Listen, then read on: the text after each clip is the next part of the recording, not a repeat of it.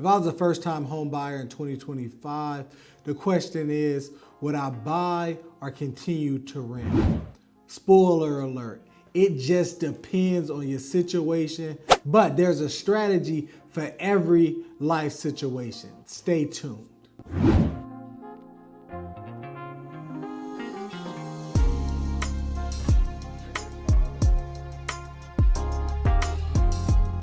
So let's start with the real question here, right? Now, would I buy a house in 2025 if I was a first-time home buyer?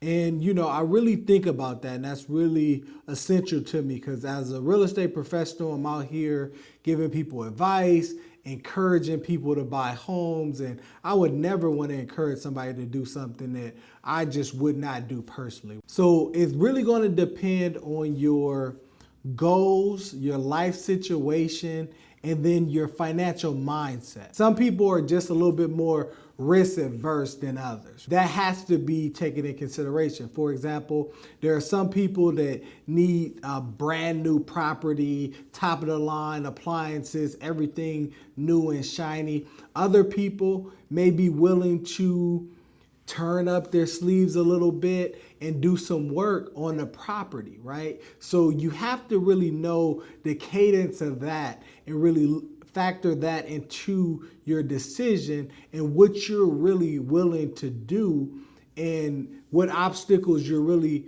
willing to overcome within that particular purchase. People are online always looking at other people's strategy and trying to copy and paste. Yes, there's an FHA 203K loan where you could actually purchase a home and get the money for the rehab cost, which that could be a really good opportunity for somebody that's willing to put in that work. No, you don't have to do that work personally. You can and are encouraged to hire licensed contractors to do that work. But there are some people who do not want to embark on that journey, right? They need the ready-made house that's already been flipped for them and ready to move in, and they don't have to do anything but put their personal items in. So again, that definitely has to be said. There's no copy and paste strategy on what worked for somebody else will automatically work for you, because each market is different and each individual, even within every market, is different because we all have different needs. So when we're talking about rent versus buy, right?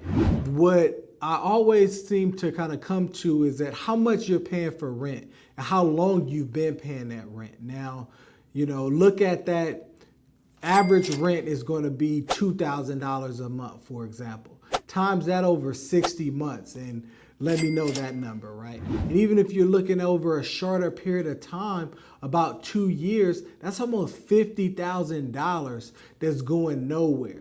However, some people just say, hey, I just want to continue to rent because the $2,000 I'm paying now is more affordable than what I would be paying to actually purchase that same property because of the interest rates right now, which definitely can be true, and it actually is true, right? Interest rates 6.5%, 7.5% right now in 2025.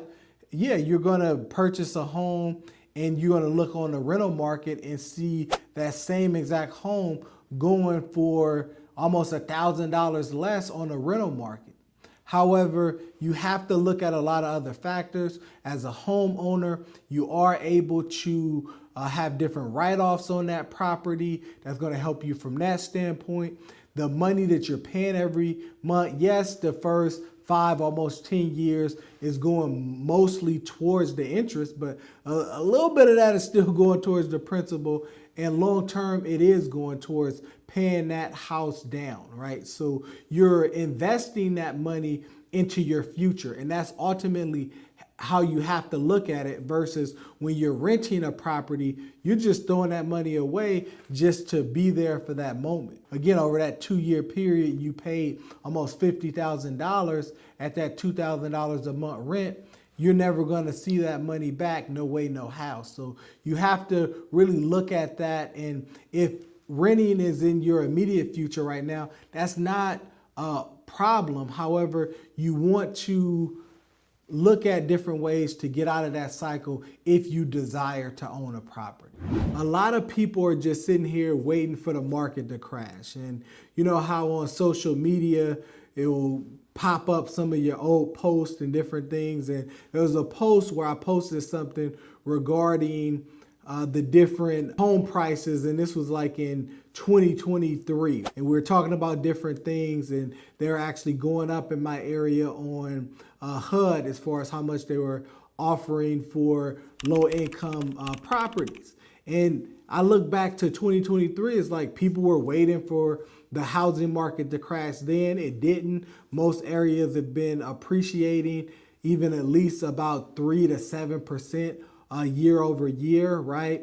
And other areas doing better than that. And then you have people that have been waiting since the pandemic to purchase a property, right? So you're talking about you've been waiting 5 years. How much has the landscape changed over those 5 years?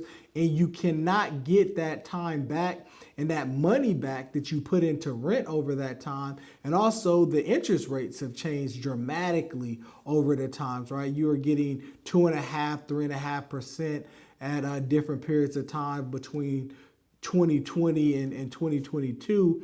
You also have to look at the opportunities in the market. But what you need to understand is even with your personal opportunities, sometimes we tend to believe we could just put things off and that same opportunity is going to be there. The market is constantly changing. You know, I have family members and friends who were in a position in 2023 to purchase a home. They may have had good jobs and things during that time.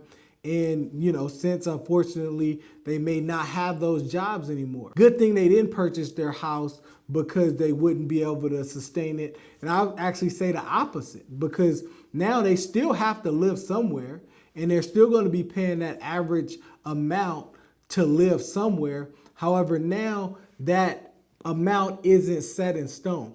The most secure thing you do by purchasing a home is you're stabilizing the budget of the largest line item in your budget, and that's going to be for your housing and living expenses. And if you do it correctly over 15, 20, or 30 years, you're going to eliminate a large part of that. Yes, you still have to pay property taxes. Yes, blah, blah, blah. This person says this, Grant Cardone, this, that.